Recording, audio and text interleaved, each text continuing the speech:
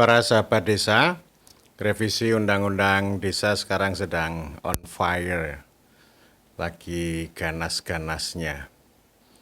Saya mengapresiasi kerja-kerja politik yang dilakukan oleh Abdesi, oleh Desa Bersatu, oleh para Denusantara dan lain-lain yang melakukan tekanan kepada DPR untuk segera membahas sekaligus juga memutuskan Undang-Undang Desa yang baru hasil revisi dari Undang-Undang Nomor 6 Tahun 2014.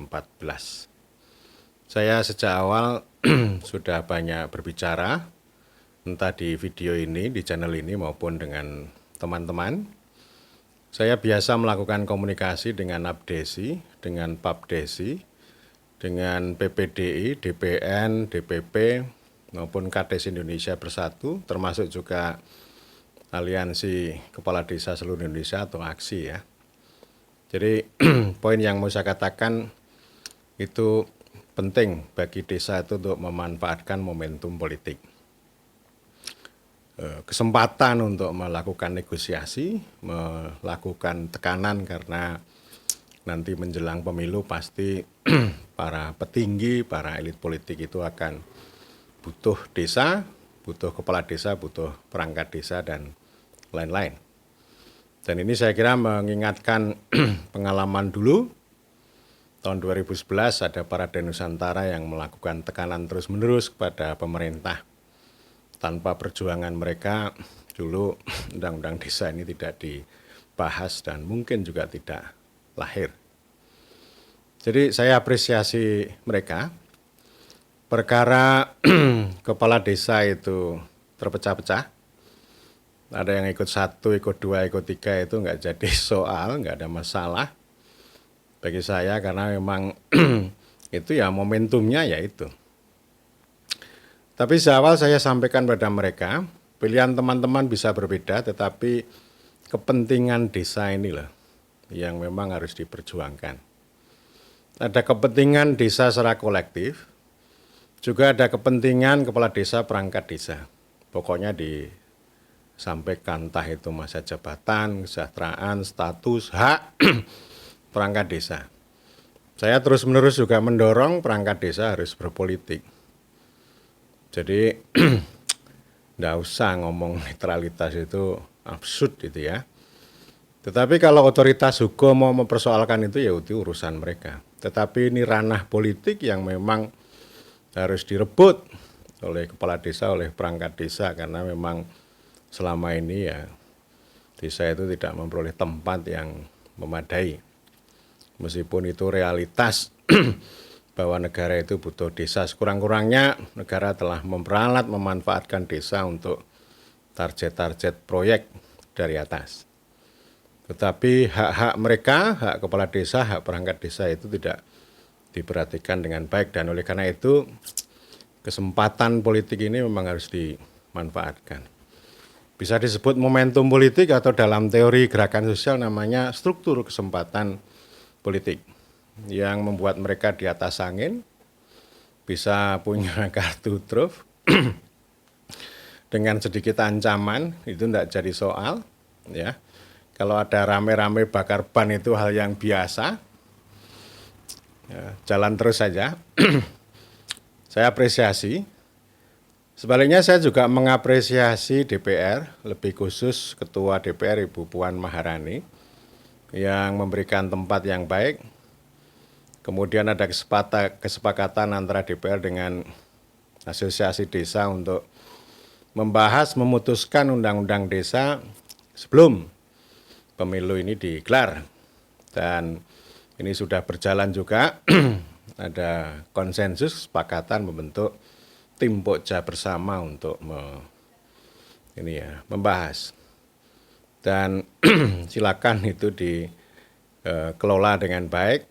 Ya, tentu kita orang di luar cuma bisa memberikan pandangan dari luar, tidak masuk ke dalam. Ya, jadi saya apresiasi ini kesempatan ya. Jadi artinya ini juga kredit untuk PDI Perjuangan melalui Bu Puan dengan memberikan tempat yang baik bagi desa. Karena selama ini ada tudingan dari para kepala desa bahwa PDIP ini pengen menunda. Nggak tahu karena apa namanya abdesi dengan Indonesia Bersatu udah ditangkap pihak lain. Kemudian ini kan bisa saja ketinggalan kereta. Jadi ini maksudnya semuanya sama-sama menang. Seluruh partai, seluruh fraksi sama seperti dulu. Jadi tidak kehilangan muka, semuanya memperoleh tempat akan dihormati oleh kepala desa dan perangkat desa. Jadi jangan sampai ada pihak-pihak yang dituding ngeprank atau memberikan PHP ya. Meskipun itu pengalaman kayak begitu ya, itu hal yang biasa sering terjadi. Dan hal yang biasa juga ketika ada gerakan itu selalu muncul ini, free rider, penumpang gelap yang memanfaatkan itu yang biasa, dan karena itu strategi gerakan penting untuk memperhatikan itu. Jangan sampai justru nanti para kepala desa ini yang bergerak malah justru korban. Memperoleh korban yang tidak menarik. Yang nanti akan terkait dengan isi atau substansi undang-undang desa yang baru. Saya akan menyampaikan 3 poin level, 3 kelas ya. Meskipun kalau soal isu ya bisa macam-macam. Kelas yang paling bawah, kelas 3, ini mengembalikan dana desa yang sudah diambil oleh Undang-Undang Nomor 2 Tahun 2020 atau yang kita sebut sebagai Undang-Undang Darurat Pandemi. Pandemi sudah selesai, darurat sudah selesai, meskipun ya tetap saja ada para pihak yang selalu melakukan normalisasi atas darurat. Karena di sana itu ada sesuatu yang menarik. Pendekatan darurat yang terus-menerus digunakan itu biasa, itu ada seperti itu. Tapi tekanan yang dilakukan oleh asosiasi desa ini penting. Jadi rezim darurat itu memang harus dilawan, dana desa harus dikembalikan pada undang-undang desa. Jangan sampai nanti dana desa ini bekerja atas dasar diskresi pemerintah, presiden, menteri keuangan. Jangan. Dan yang lebih parah lagi, jangan biarkan dana desa itu dikelola dengan mekanisme top down terpusat dengan program proyek yang sudah di-earmark, sudah ditentukan oleh pemerintah pusat. Itu tidak akan jadi apa-apa, itu sia-sia. Tidak akan bisa memperkuat desa yang punya emansipasi kontribusi pada republik maupun masyarakat setempat. Jadi ini kembalikan dulu ini, dana desa ini. Soal besaran silakan dinegosiasikan. Mau nambah 20%, mau nambah 5 miliar, dinegosiasikan. Tapi yang jauh lebih penting dari sekedar besaran, itu adalah otoritas. Hak, otoritas, hak, kewenangan, kewajiban, dan tanggung jawab yang melekat pada desa, dipimpin oleh pemerintah desa, oleh kepala desa. Bukan dengan pendekatan target proyek dari atas. Nah ini memang poin ini menjadi bagian penting dari kelas satunya ya. Itu namanya kedaulatan desa. Jadi percuma aja kalau orang ngomong 5 miliar, ya 5 miliar, meskipun itu juga masih seru juga negosiasinya, pengambilan keputusannya juga saya kira seru soal besaran. Tetapi yang penting untuk ditangkap, diperjuangkan oleh kepala desa, perangkat desa adalah soal kedaulatan ini. Ya. Kemudian yang kelas 2 ini soal eksistensi, status, kemudian juga hak ya, kepala desa dan perangkat desa. Ini yang memang harus diperjuangkan. Soal masa jabatan ini yang paling seru, masa jabatan kepala desa. Ini saya belum menangkap ada rame-rame penolakan, beda dengan kira-kira ya 10 bulan yang lalu ya, bulan Januari ya. 11 bulan yang lalu ya, ramai itu banyak penolakan. Terus kemudian saya mengatakan bahwa menolak 9 tahun itu maksud saya membuat alasan mengapa masa jabatan kepala desa 9 tahun itu sangat mudah. Tetapi membuat argumen menolak 9 tahun itu jauh lebih mudah. Ini saya nggak akan berdebat lagi, saya sudah banyak berbicara di video-video sebelumnya. Tetapi ini penting untuk dibahas. Jadi daripada 8 kali 2, 8 tahun kali 2, atau 9 tahun kali 2, itu lebih baik 6 kali 3. 6 tahun kali 3, itu jauh lebih baik. Nanti nggak ada cerita berlaku surut misalnya kalau sekarang diputuskan 8 kali 2, 9 kali 2, lalu kepala desa yang sudah duduk 2 atau 3 kali akan berlaku surut. Itu sudah nggak bisa. Itu sudah diakhiri oleh Mahkamah Konstitusi ketika mengambil keputusan pada tahun 2020, bulan September. Tidak ada ceritanya itu. Jadi artinya ya kalau sudah 2 kali masa jabatan ya 2 kali. Mau 5 tahun, mau 6 tahun ya sudah 2 kali yang penting. Jadi artinya nggak bisa diutak-utik berlaku surut atau ditambah, itu memang agak masalah. Nah soal tambah menambah misalnya ini akan ada penambahan 2 tahun atau 3 tahun ya, itu adalah ranah politik yang bisa dinegosiasikan dan diputuskan. Ya tentu ini lebih baik harus ini ya, high call yang lebih tinggi, 9 kali 3. Ya, itu lebih penting. Jadi nggak ada soal ini mengenai open legal policy yang sudah disampaikan oleh Mahkamah Konstitusi. Jadi yang 5 tahun kali 2 itu hanya jabatan presiden dan wakil presiden.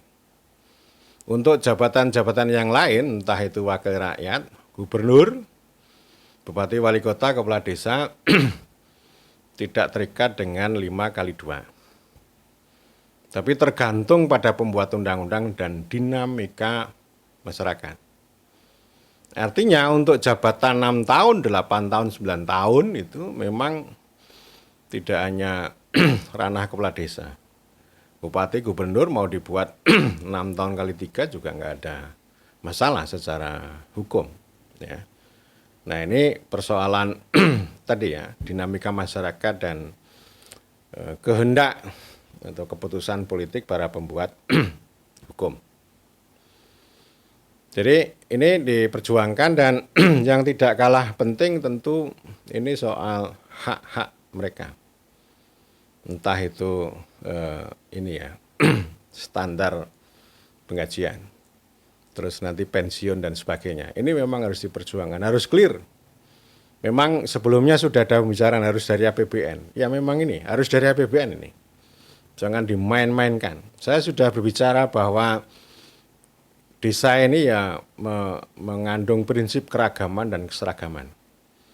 Kalau berkaitan dengan struktur, dengan kepentingan masyarakat setempat harus beragam. Harus sesuai dengan kepentingan masyarakat setempat. Ini soal kewenangan beragam. Disesuaikan dengan konteks dan kepentingan masyarakat setempat. Tetapi kalau soal status, soal standar administrasi dan posisi jabatan itu harus seragam. Jadi nggak bisa main-main, misalnya standar perkara nanti ada tambahan tunjangan, tambahan entah dikaitkan dengan kemahalan itu kan tunjangan. Dan jangan dinilai rendah, musuh hanya 2A, 2B sesuai PNS itu ya. Sama sekali tidak menarik. Karena ya mereka itu yang ngurus rakyat. Sehari-hari ngurus rakyat. Jangan sampai ada kepala desa menderita lagi. Kami ini setiap hari ngurus rakyat, tetapi pemerintah tidak menghormati kami. Masa ini hanya digaji 700.000 sebulan. Karena memang itu diserahkan secara beragam pada pemerintah kabupaten. Ini yang nggak benar ini. Tidak duduk itu bukan rekognisi dalam arti yang sebenarnya, tapi rekognisi rasa desentralisasi dan delegasi. Kemudian juga hak-hak perangkat desa ini ya. Soal status ini ribut terus nih. Tetapi yang jauh lebih penting menurut saya adalah soal hak. Ya. Dan perangkat desa nggak perlu diusulkan oleh kepala desa diangkat oleh bupati. Ini konyol nih, konyol, sangat konyol. Ya, jadi artinya ya Yang paling utama kita perjuangkan adalah kepentingan desa. Tapi tidak mengorbankan soal posisi, soal hak kepala desa, perangkat desa. Memang harus dihormati, dipastikan ya.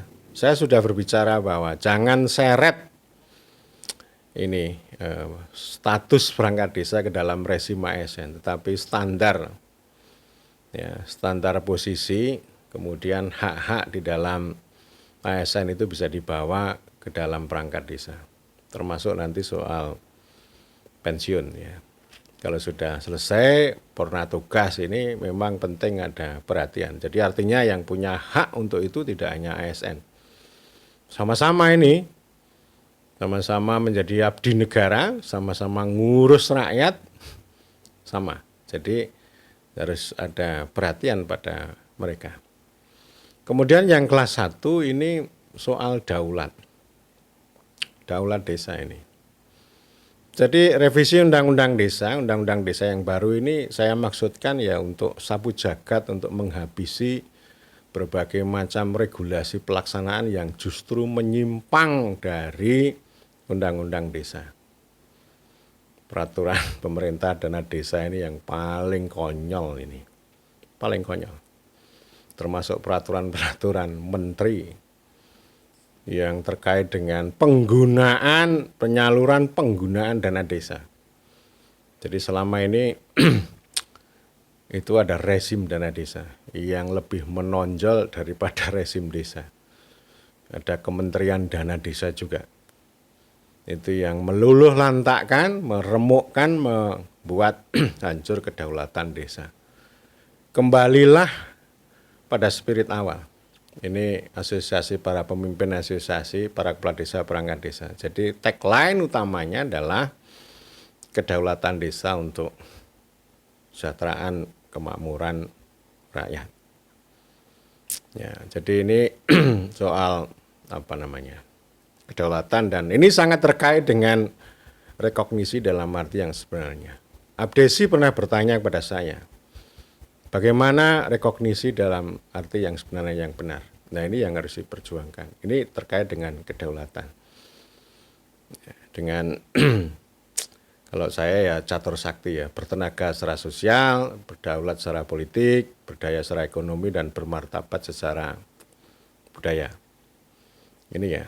Jadi ini maksud saya gaspol ini ya, gaspol ya. Jadi perjuangkan dan momentum politik ini dimanfaatkan. Ini kan kartu-kartu truf yang bisa dimainkan oleh asosiasi ini.